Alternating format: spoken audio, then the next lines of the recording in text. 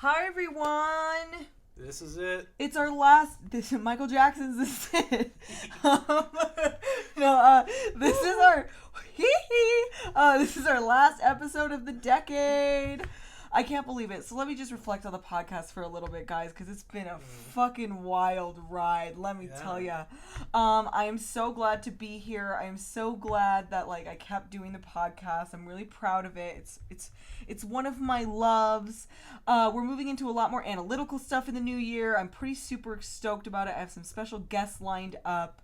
And you have a whole network of sub shows that didn't exist at the start of this year. Yeah, 100%, which I'm super excited about, and we're gonna get those more consistent. So to give you an idea of those, I'm the one who kind of ruined the consistency of those. So I botched movies after midnight very badly. I'm gonna be on that. I botched the 7 other shows, so don't even worry. So Saturday's show is continuing with Nick, my best friend in the whole world. Not you. You suck. I hate you. You're not my best friend anymore. I'm just kidding. Evelyn is actually my best friend. Anyway, yeah, so we're doing the Saturday show. That's going to keep on going. Then we are going to be adding a pair of reels with Thrasher back onto the monthly schedule. So once a month, Thrasher and I will come together and show each other movies. Then we are going to be doing the horror show with Alex, one Friday every month, I believe. And then from there, we have Evelyn's Movies After Midnight. And I think that's it. Is that it? Am I forgetting one? I think that's everything. I feel like that's everything. Okay, great. Yeah. Oh, and my weekly show where I talk analytically about movies. Yeah, I have a whole, so for 2019, or for January, I'm doing a whole 2019 recap, so I'm going to be looking at some of the best films I thought were in 2019 and looking at them a little bit more in depth in terms of, film analysis, X, Y, and Z, etc. Gorge, hey, how are you? But yeah, so that's what is going on with the podcast in the future. It's going to keep on keeping on, and I'm super, super stoked about it. Yeah. But yeah, so, yeah, you can follow us on Instagram, on Twitter, and on Facebook. Those are the big places we update everyone. But yeah, excellent. So, Evelyn. Yeah. Daniel Craig. Yeah.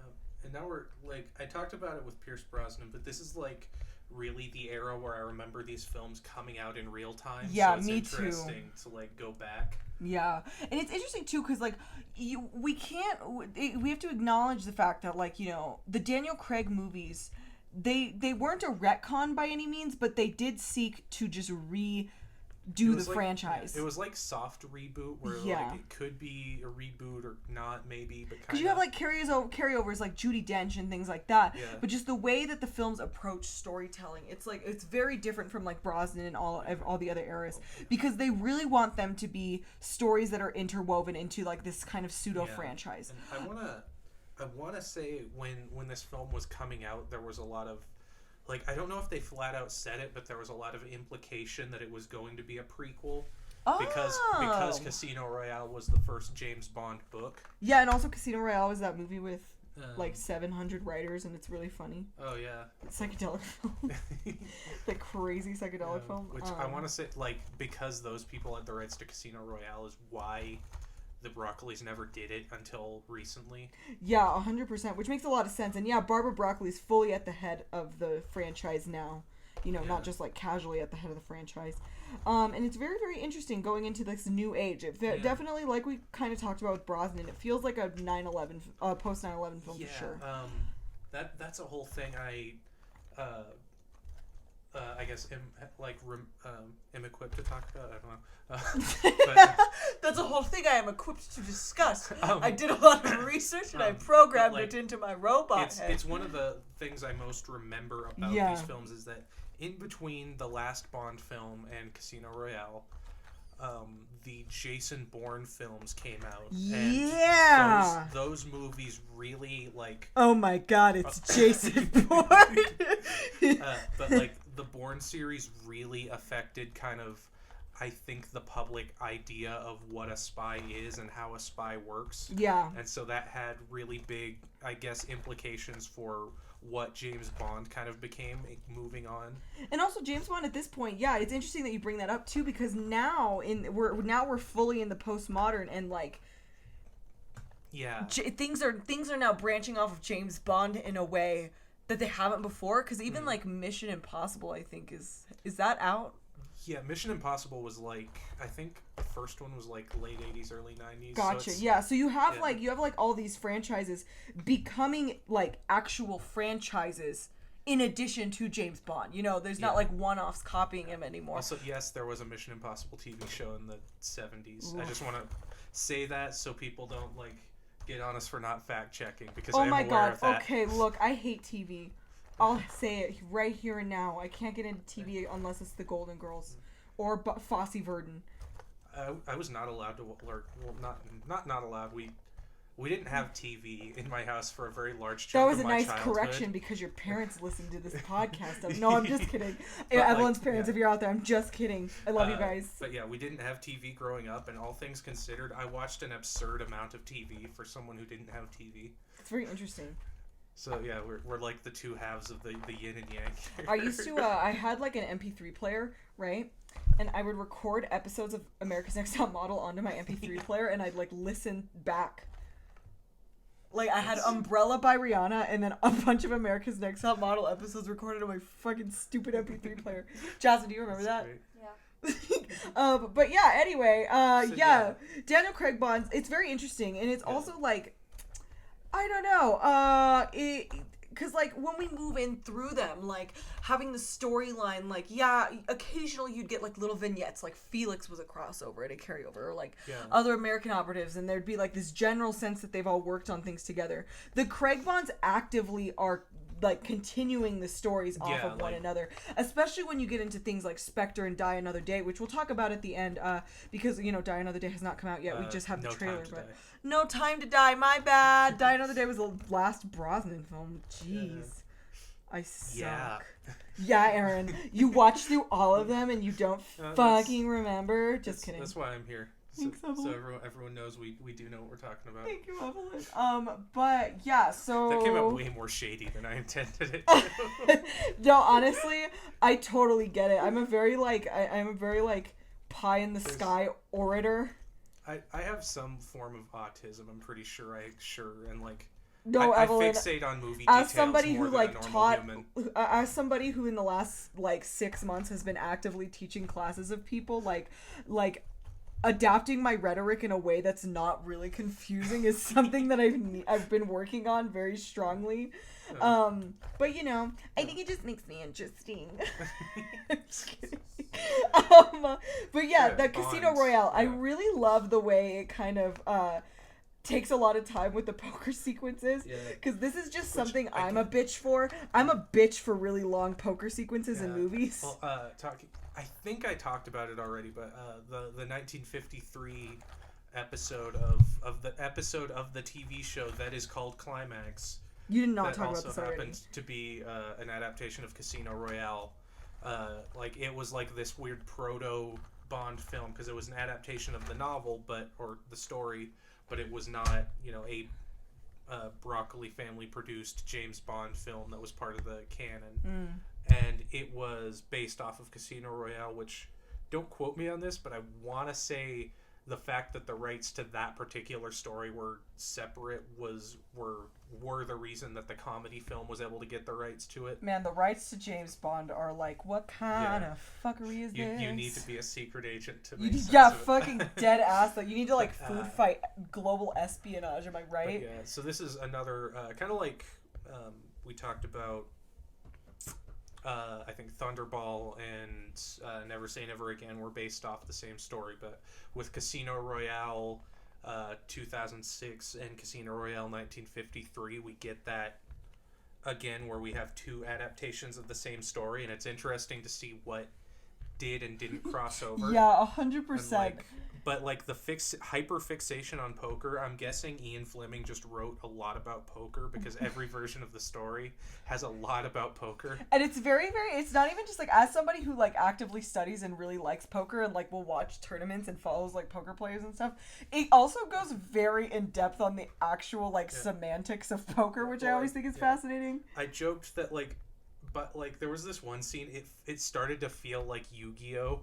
Where he's like, I draw this card, and then there are people in the background are like, oh, he drew that card. No one's ever gonna beat that. And then he like, well, I brought this card, and everyone's like, oh, and it like literally felt like a Yu-Gi-Oh episode. It totally did. And then it cut back to Bond, and he had one of those Yu-Gi-Oh arm things, and it was like, wow, this was out of place. No, I'm just kidding. How amazing would that be? That would be 10 out of 10. I also really loved Mads Mikkelsen.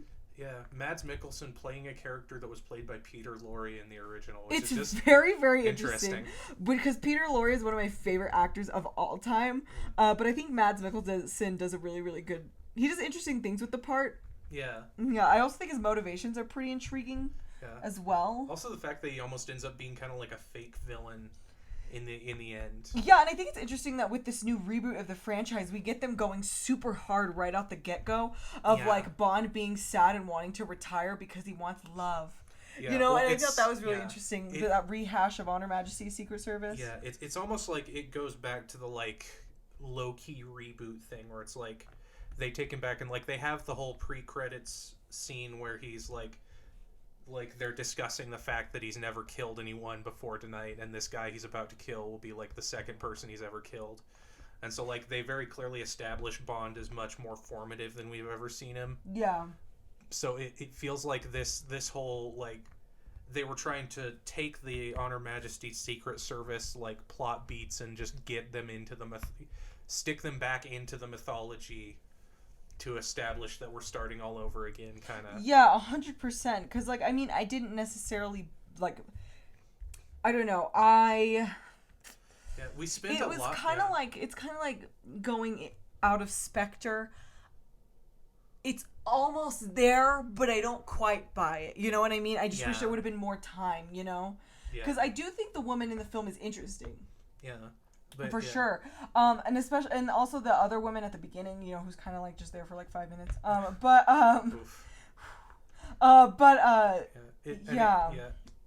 that's like, I don't know, like this is I'm gonna sound like such a freaking boomer here, but like I'm gonna try to.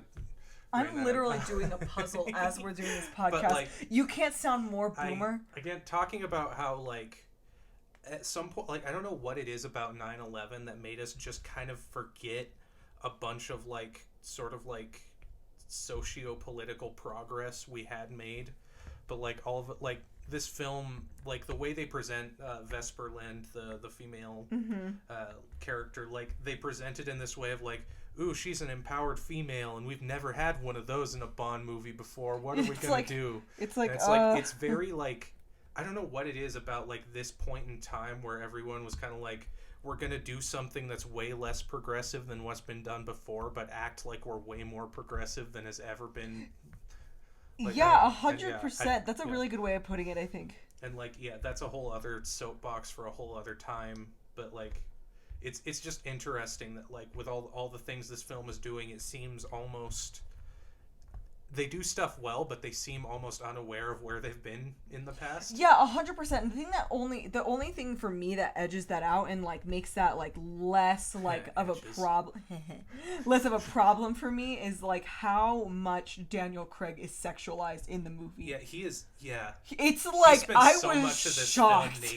Right, he spent half the film naked and sweaty and like with really close-up shots of how buff he is, and I was like, I get it now. I get it, honestly. I get Daniel Craig's rebrand watching through the Daniel Craig Bond films again, because like Daniel Craig is just so like flustered with the Bond franchise, and I honestly totally get it. There was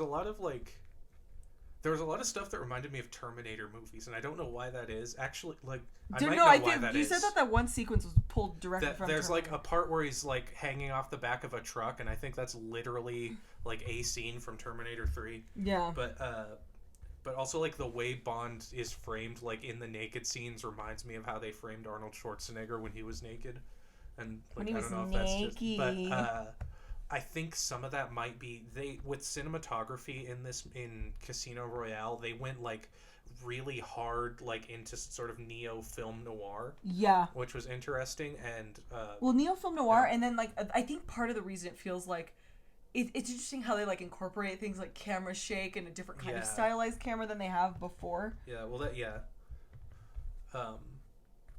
and that's kind of where we get like the influence of the Jason Bourne films, because Bourne introduced an idea of a spy who was in a lot of ways the anti-James Bond. Yeah. Where like James Bond was always very ethically, the ethics of like, even if the organizations were muddy, James Bond's ethics were very clear. Yeah. And James Bond was always very like, or at least in the public perception, James Bond was always a very clean guy who wore a tuxedo and, you know, got one over on the bad guy and made a wisecrack and all this stuff. And then so Jason Bourne by comparison was someone who got very dirty and got very beat up and was always like more about being low key and kind of blending in than being this suave guy who stuck out. And it's interesting to see how they adapt that into James Bond, where in this film Daniel Craig gets the crap beaten out of him a lot, and he spends a lot of the film like bloody or looking like death. Well, and not in like, not in like, like you say, like he's super fucked up, like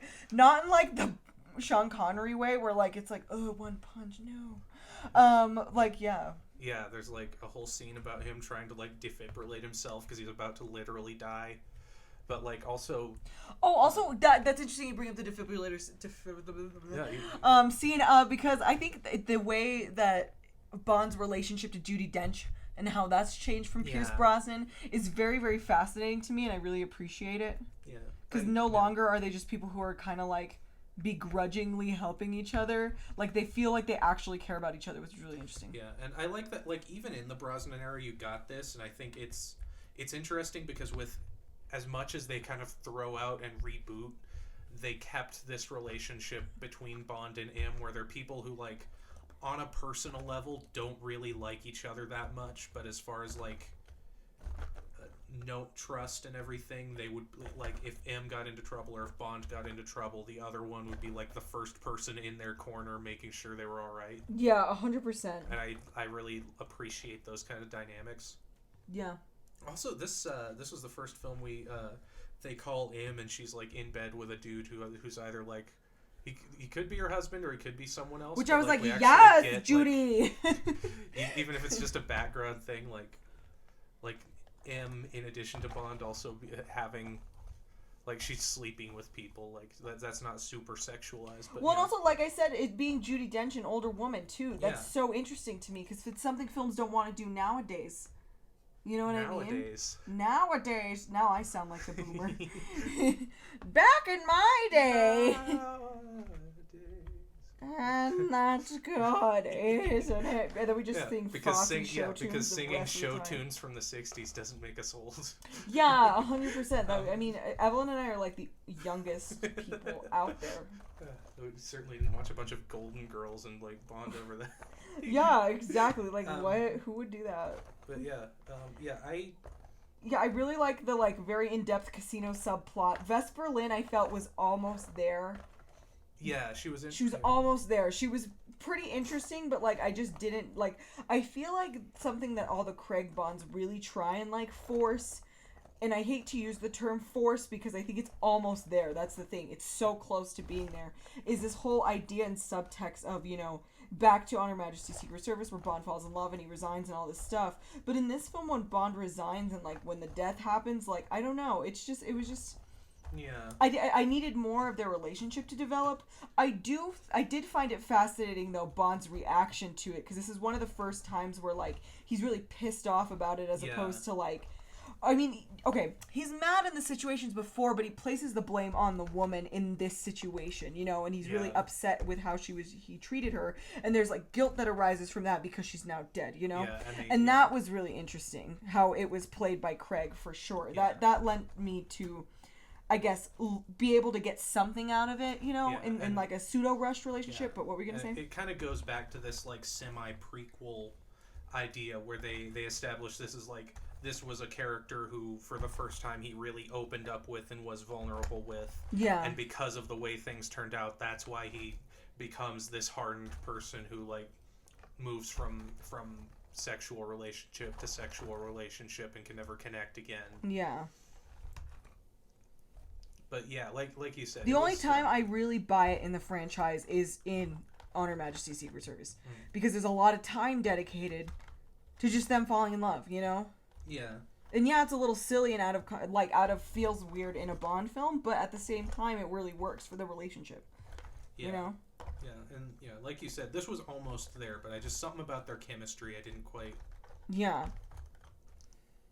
But yeah, I think like as I've mentioned, I personally like Bond when he's a little more campy. So this like sort of post-millennial, like more gritty take on Bond wasn't my cup of tea, but I think it is a solid film overall. Yeah, 100%. I agree.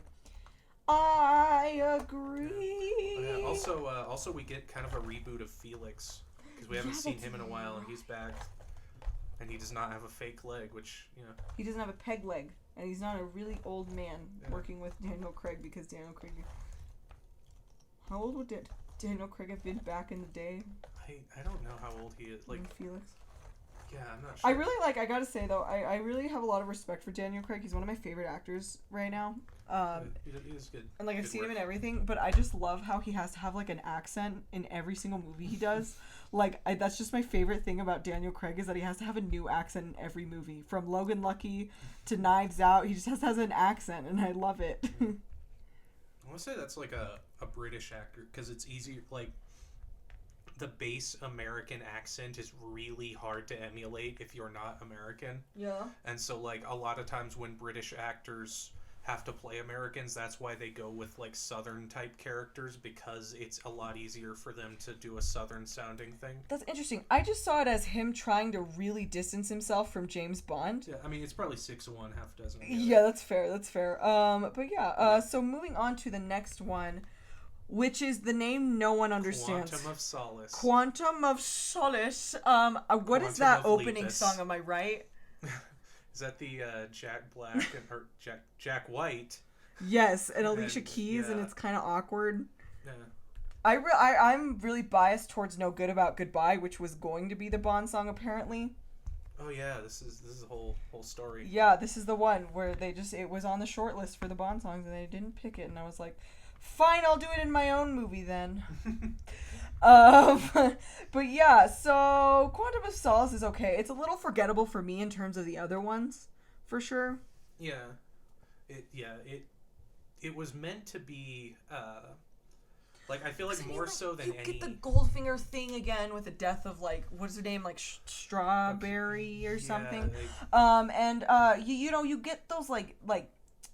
You get the homage in a very strong sense, especially since, Quantum of Solace is another step in the franchise trying to, like, distance itself and rebrand itself and completely, like, reboot the franchise, I guess. But, like, I don't know. It just didn't work for me as strong as, like, the others. Also, like, I think more so than any other film, this was very much meant to be a follow-up to Casino Royale. Yeah. Because, like, you can watch Skyfall on its own and it makes sense, but if you watch Quantum of Solace without having watched Casino Royale, there's a lot that's kind of left... Like, there's a lot that's left dangling. Yeah. Yeah. Chase. But yeah. Yeah, this one's a lot less clear in my memory, too, so Me too, because it's the one I like.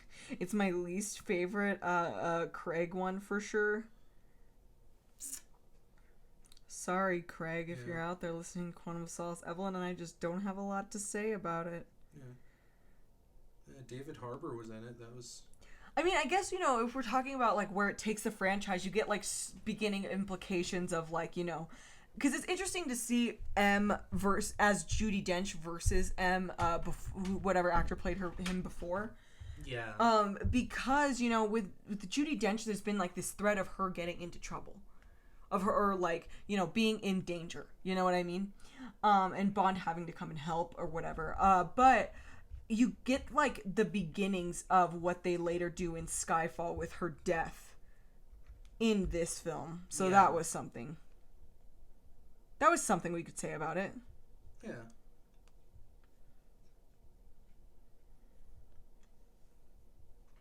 Yeah, and it's, again, I think, like, this one went even farther into the... We are into the like darker and grittier spy film, trying to kind of distance itself from the sort of like tongue-in-cheek nature of the earlier series. Yeah, 100%.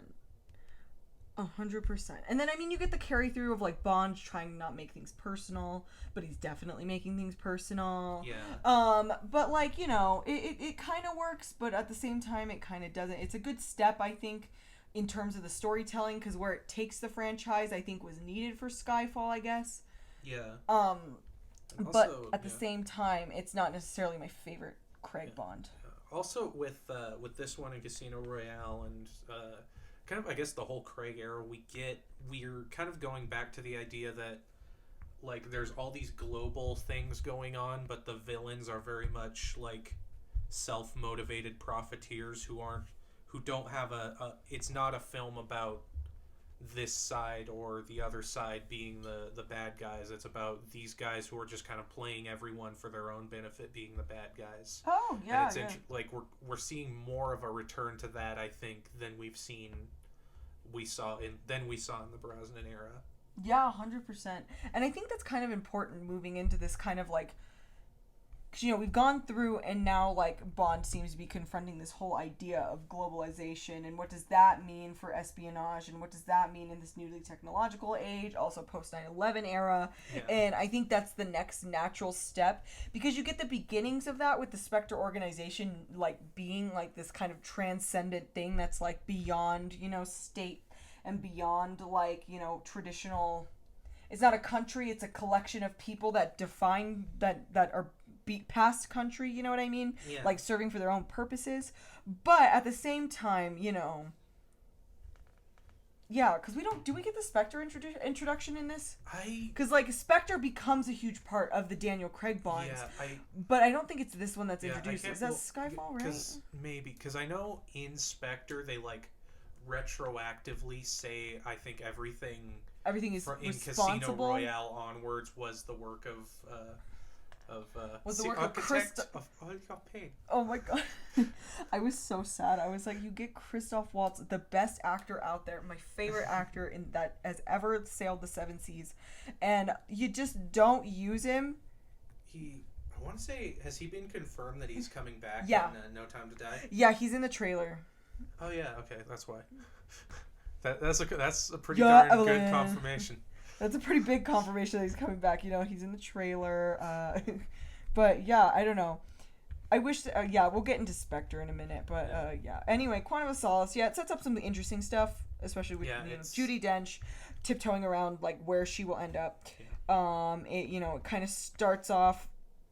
It takes from Casino Royale, but like at the same time, it's not the strongest. So let's move on. Yeah, and I think moving into Skyfall, I think it's interesting how Quantum of Solace kind of defines Skyfall, because Quantum of Solace was, like we said, it got very into this is a dark and gritty new world, and we're distancing ourselves from the old James Bond mythos. Yeah. And that, because that didn't go over so well, you see this next film start turning back to a lot of the old James Bond tropes, where we get like the gadget car, and we get like the setup to go back to the old like M, and reintroduction of Q and Moneypenny.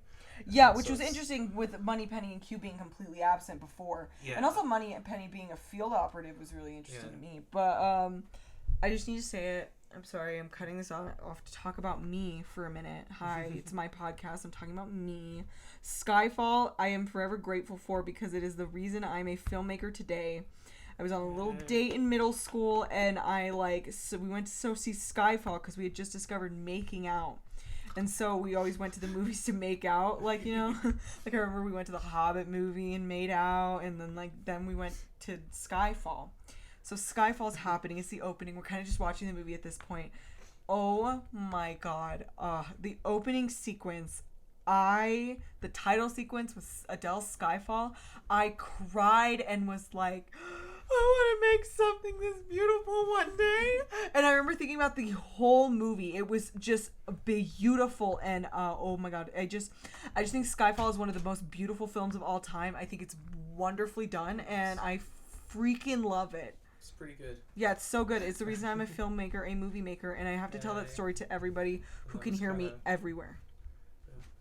That was kind of the genesis of this whole 007 December thing. Honestly, it kind of was, yeah, because I was talking about it for I had like this newspaper do like a interview with me or something, and I like was like, oh yeah, that's a thing in my life that defined my filmmaking career. Anyway, yeah, Skyfall's excellent.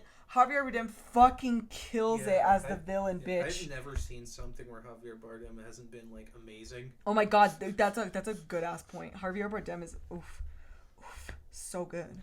And he almost plays like a similar character to Sean Bean's character in Goldeneye, but 100%. Taken to this other level. Mm-hmm. Like almost like the same character but more fully realized, I think. Oh yeah. Dude, oh my god, it's the 27th highest grossing film of all time. That's wild. Ooh. I had no idea. That's interesting. Yeah. I also think it's interesting that it's pulling from that same kind of like Brosnan. It pulls a lot from the Brosnan era specifically because you do get that rehash of everyone thinks Bond is dead. Yeah. Too. You get like that whole trope. Also, Skyfall was the 50th anniversary of the Bond franchise, so that's why we get more of that leaning back on old mythology kind of deal. Yeah, 100%. And then Judi Dench dies. Yeah. And it's so sad. Yeah. Although that's where we get. But it's okay because she's born into a new Jellicle life. I hate you so much. Old Deuteronomy. Old Deuteronomy. Where she freestyle raps about. Where she freestyle raps about intellectualisms. I remember Evelyn. Okay, a little bit of a detour to Cats, where Judi Dench was reborn and put into. Judi Dench is doing her stuff they added after the reprise of Memory, and Evelyn very visibly leaned over to me in the theater and mouthed, "Is this in the original?" Yeah, I was like, my exact words were, "Is this in the original or is she freestyling right now?" And I just shook my head and went, "This is not in the fucking original." Anyway, yeah. So Judi Dench is reborn into a cat. Oof. With human hands. Yeah. This is kind of where we get Bond caught in this strange postmodern time loop thing now, because we've established we retconned that this is the Bond that came before who works under M, and then we set up the return to a male M who presumably later in time will be replaced with a female M who will then die before she become we go hardcore postmodernist with the flow of time in this one. Oh yeah, 100%. And also I gotta say, this one is also it's interesting because it feels very interesting because I believe, don't quote me on this if it's not accurate, but I believe this was one of the first Bond films that didn't come from a source novel. Yeah, that I know we've done that. This was one of them, if not the first one. Yeah, I want to say we started doing that in the 80s at some point. Yeah. I don't know. Let me fact check that actually, because I feel like. Let me 1 second.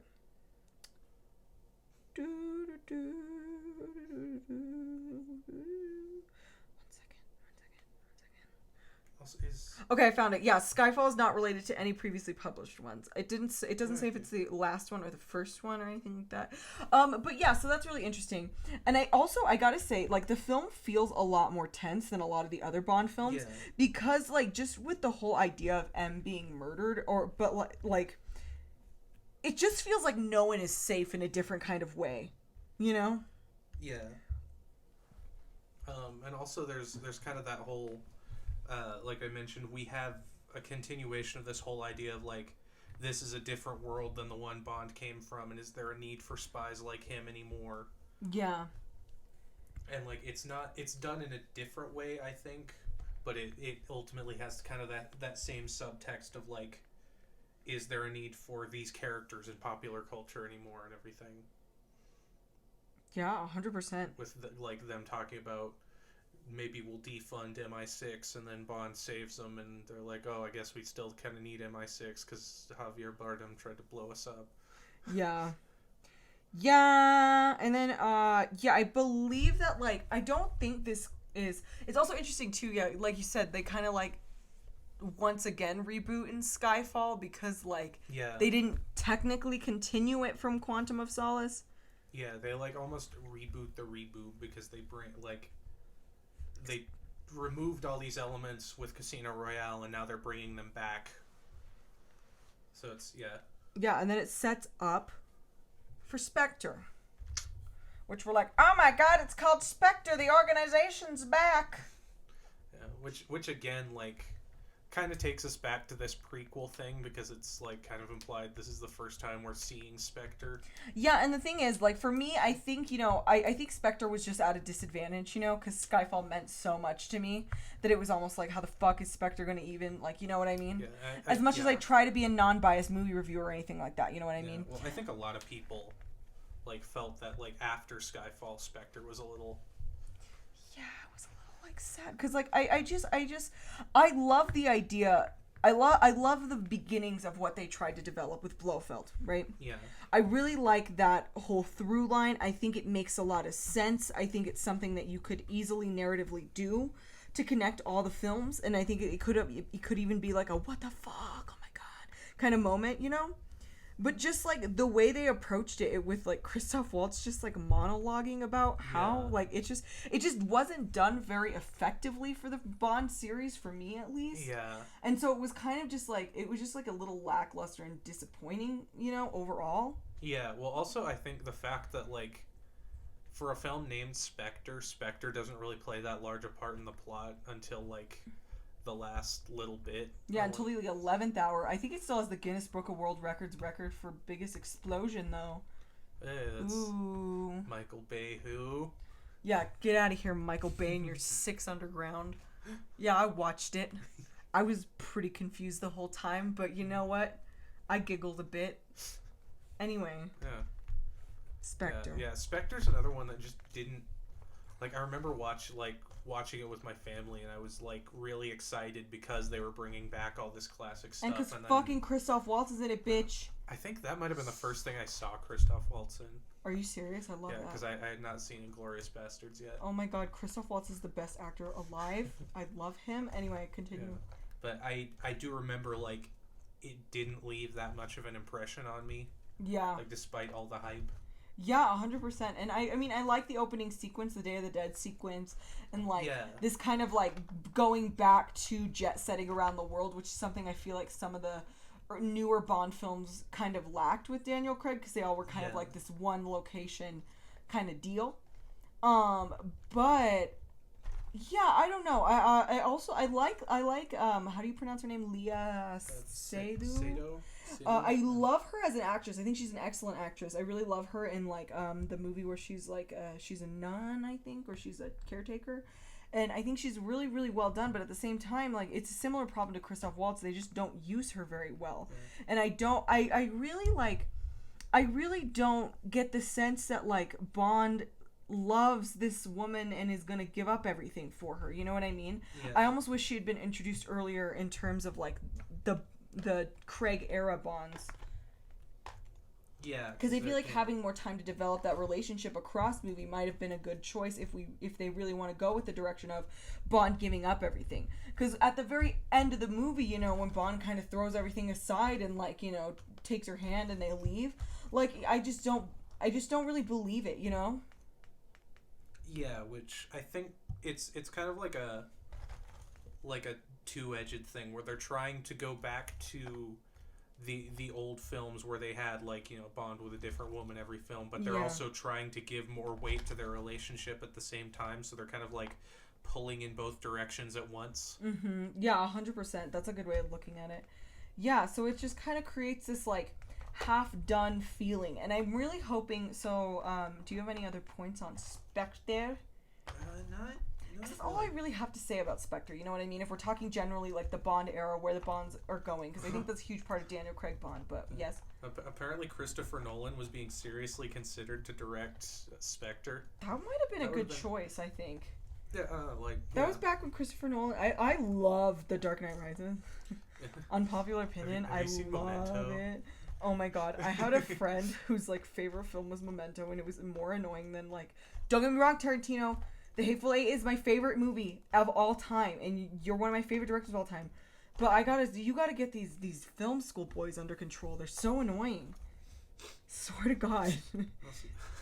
Also, apparently the CEO of Aston Martin for the car in this film, he tweeted the DB10 is strictly created for James Bond and strictly limited to 10 cars only. It's Yeah. the most exclusive DB series ever. I'm gonna be real. The first thing everyone's like, what are you gonna buy when you're rich? I'm buying all the fucking limited edition James Bond shit. Like, they came out with like a Spectre laptop, and I tried to get that laptop for months. You don't understand. Like, I am such a bitch for all the, like, you know, I just said Spectre wasn't a very strong movie. I didn't think it was very effective. But bitch, you want to sell me Spectre related merch? Sign me up, ho. You know what I mean? I love the aesthetic of James Bond. And I think that the Daniel Craig Bonds, that's something that I think, you know, Skyfall and even Spectre to a degree do very well. They perpetuate this very nice aesthetic to James Bond that works really well in the modern era. That's something that I could say is a high point for it and a high point for the franchise. But in terms of where it's going, thoughts, Evelyn? Talk to me. Yeah. Because we have a new trailer. It's coming out in February. Yeah, it seems like we're like it'll be interesting to see look back in a couple of years and see what modern trends show up in this one. Yeah.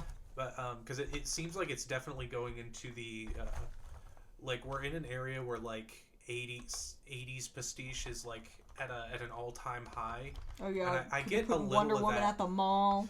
I get a little bit of that with the trailer because they just the typeface and the style they seem to be presenting. Yeah. But yeah, and this allegedly will be Daniel Craig's last Bond movie. So figuring out where we move from there, we could have a very drastic, because it seems like every new actor has ushered in kind of a really big style shift. Yeah, because I'm in the Idris Elba camp. I really want Idris Elba to be the new James Bond. Yeah.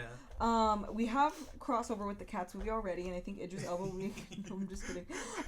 James Bond gets cornered and he just goes... But you know what? I'm going to get on a soapbox here. I'm going to get a soapbox right now. I don't want to hear it that James Bond can't be a black man because a black man isn't an Irishman. They're a black Irishman. I'll fight anyone. That's the dumbest thing I've ever heard. Scotsman, but yeah. Scotsman, sorry. Oh my god, did I just get offensive to Irishmen? I'm so sorry.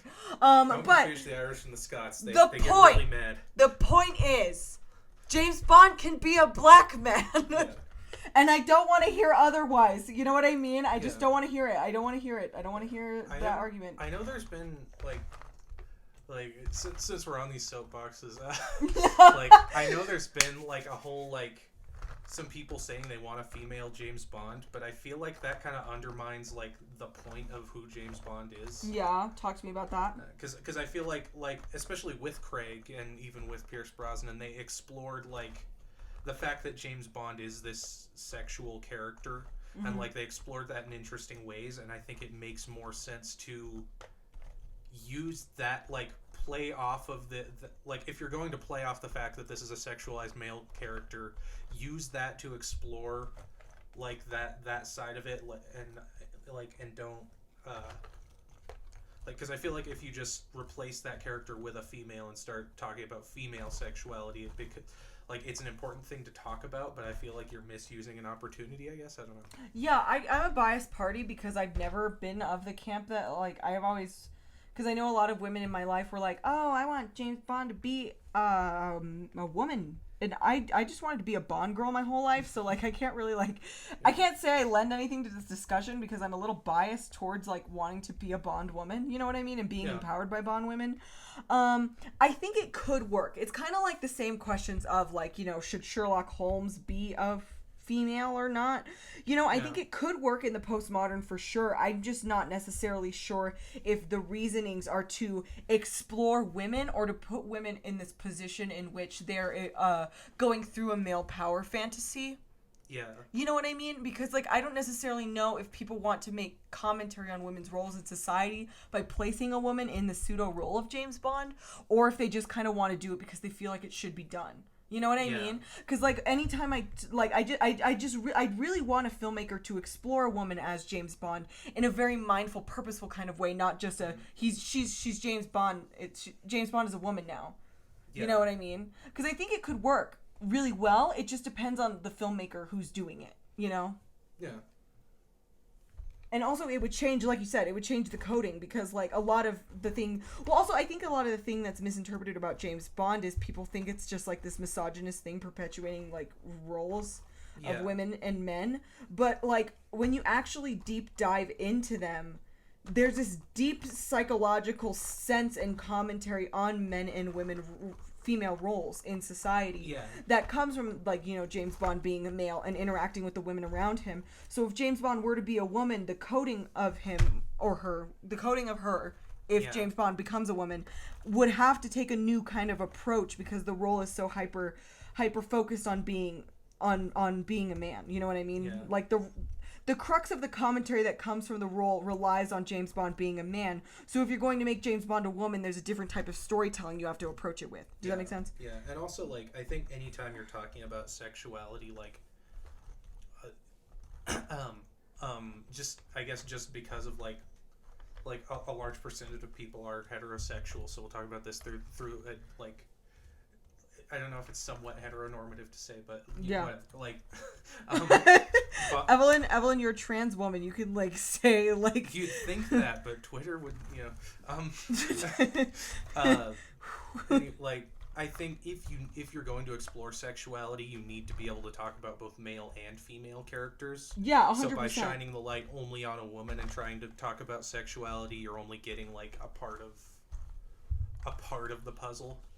Yeah, that's a good point. Yeah, because I mean, like, you know, Bond can deal with a lot of things. It's a formula we've seen go across this many years, you know what I mean? Yeah. Like, there's no reason why Bond couldn't be a woman or a person of color or a gay person or whatever, you know what I mean? The formula is ripe for all of those. We didn't mention it just changes, like, it just changes the way the storytelling is approached, you know what I mean? Because, like, the whole point of, like, because, okay, when I talk about, like, minority representation as a brown woman, you know, I see it as, for me, the point isn't to write roles specifically for brown people. Rather, the point is to write roles that brown people are playing that are completely normalized, regardless of the fact that they're brown. You know what I mean? Because it's a different approach to storytelling. Yeah. And I think when you approach James Bond, you have to, like, you can't just, like, ignore the fact that, like, a huge part of the commentary in James Bond comes from the male-female dynamic. Yeah. And if you want it to deal with other dynamics, like, you know, I don't know, LGBTQ, you know, Bond being a woman, X, Y, and Z, you'd have to switch it around a little bit, kind of like how they did with Judi Dench. Yeah, well, and that's actually a good example of that is in Skyfall when they have that one. It's really brief and almost, like, subtle because it could just be played off as him joking, but they have that, like, nod to maybe Bond has, like, had bisexual experiences in the past. Ooh. And I remember, like, I want to say I was still in my, like... Tell me more, like, did he have a car? I thought you were going to say something else that started with ka for a second. Tell me more, like... No, I'm not going to sing that right now. Sorry. But, like, I remember, I want to say, like, I even saw... When I saw that film, I was still in my, like, closeted denial, anti-LGBT mindset. And even at that time, like, I was like... Yeah, I'd buy that Bond goes both ways. That makes sense. You were like, what did Dad say about Poe and Finn? Why aren't homeboys gay yet? Yeah. You were watching Felix and you were watching Felix and Bond, and you were like, why aren't homeboys gay yet? But yeah, like I think, like something like that, like exploring like bisexuality or something with Bond. I think that's something. Like that could be done. That's an example of a way you could do something organically. But I find that people just like, and I get where it comes from. Like I totally understand where it comes from. But I feel like people like scramble too hard at the like, we need to do it just because. Yeah. I want to make sure it's purposeful and mindful because like if Bond is going to be a woman, I'd want Bond to like look at women's roles in an interesting new way. You know what I mean? Yeah. I wouldn't want it to just be like a woman as Bond acting the exact same as Bond acts. You know what I mean? Yeah. Like, because, like, I feel like I just wouldn't get anything out of that because it's so, like, rooted in, like, a misunderstanding of, like, what the franchise is doing. You know what I mean? Yeah. And it's also, like, just not acknowledging the fact that, like, women act, you know what I mean? Women are different. Women act different, you know? Yeah. And that's fine and that's okay. But like... It's scary to know what to say these days, you know what I mean? No, I'm just kidding. I'm totally kidding. We're just rapidly transmuting into old boomer women. Right? We're like, oh my god, Bond as a lady? I would never. But yeah, like I don't know what I'd like to see coming from Bond moving forward. Yeah, because I'm gonna be real. I've dealt with a lot. I've put up with a lot, and I will excuse a lot. It's one of those franchises in my life where I'm just gonna kind of like I'll be there. It's like I'm like the equivalent to like a Harry Potter fan, like just to the James Bond franchise. Fantastic Beasts is okay, but I'm still showing up. You know what I mean? Yeah, I mean, yeah.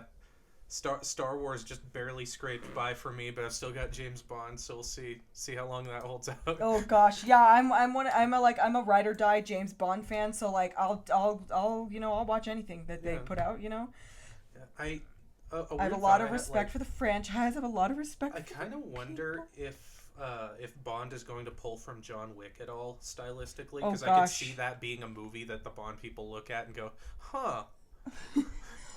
Why don't we do that? that honestly, that might be a thing. No, I don't know. I just want to put that out there in the air before No Time to Die comes out, and we'll see. Everyone's like, I call. Keanu Reeves is the new James Bond. That's what I'm. My God, that's what I'm saying. Excuse me. I watched Coppola's Dracula, and I've had enough. Like, I love Keanu, but playing a British guy is not one of his strong suits. Wait, is it an accent thing or is it? Yeah, gotcha. It's like literally just imagine like how Keanu normally talks, but like the most minimal effort at kind of inserting English into that. Oof, that awkward bloody moment. wolves chasing me through an inferno. An heir to Scotland and to England. But yeah, I don't know. Like, we'll see. Yeah, we'll see where he's at. But you can be sure of one thing. Evelyn and I'll be right there watching. Yeah. Bated breath, holding our titties, waiting to see if homeboys are dating. And by homeboys we mean Felix and James Bond. And then the episode just ends. So I'm just kidding. So thank you guys so much. It has been a wild ride. It's been a wild year on the podcast and just in my life. And I honestly feel so good about where I'm at in life right now. I feel super solid. I feel like, I don't know. I feel so good and so genuinely happy, and like with all the content I'm putting out and with all this stuff. And so I hope to just keep continuing that in the new year. And thank you, Evelyn, for being a part of my podcast journey. No, thanks for. Because honestly, you were such a huge part of it, and I really, really appreciate everything you do for the podcast. Yeah, I feel like I've also like over the year have grown just due to like a lot of stuff in my personal life, but also like being part of both like podcast stuff and like film stuff with you. I've learned a lot and grown a lot. So like, I'm gonna cry. Yeah, like 2019 was a little like in my life it was a little touch and go, but I think 2020 is going to be pretty solid. So 2019 was fucked up for me, and I'm really glad it's over. Yeah. But I learned a lot, and I feel really good now. I feel like I overcame a lot, and I feel like a stronger bitch. You know what I mean? I feel like I grew up into that bitch this year. And I love myself and who I've become. You know what I mean? Yeah, I feel like I'm on the same path, just like 3 or 4 steps behind. So we'll get there. That's okay. We'll get there by the time we move to Los Angeles, California next year. Ooh, that'll be. Will we be seeing the new James? When does that? Oh my God! Are we gonna see it in Los Angeles? I would honestly not mind that though. That would be kind of cool. Be cool as hell. I think it's February though, and I don't think we'll move out there by February. We'll like wait and see it at like at like a dollar theater. We'll see it when we're out there looking for a house. We'll just go to Britain and my country, tears of the That is not a British song, and I'm sorry I've been singing it this whole time, everyone. We'll go to England and watch this Bond movie with my friend who lives in England, Moscow! but is like kind of lukewarm on James Bond at best. Moscow will go all the way to England to take you to James Bond. Last I checked, he was still at Man with the Golden Gun, so he's That's in for hilarious. a time. I love that. It's been a while. Just airing that whole. Can't believe you're calling out Moscow like this on the podcast, Evelyn. What kind of friend are you? No, I'm just kidding. One who calls people out on the podcast. Okay, everybody. Well, this was our last episode for the year. I will see you. I think I'll see you literally January 1st or 2nd, but you know. I'll see you soon-ish because Movies After Midnight's coming back. Ooh, yeah, twice a month at Movies After Midnight. Woo. Follow us on Instagram, follow us on iTunes, follow us on Spotify, follow us everywhere. Follow me at _Renaissance Woman. Follow Evelyn at Evie Override. Yes! Okay, bye everyone!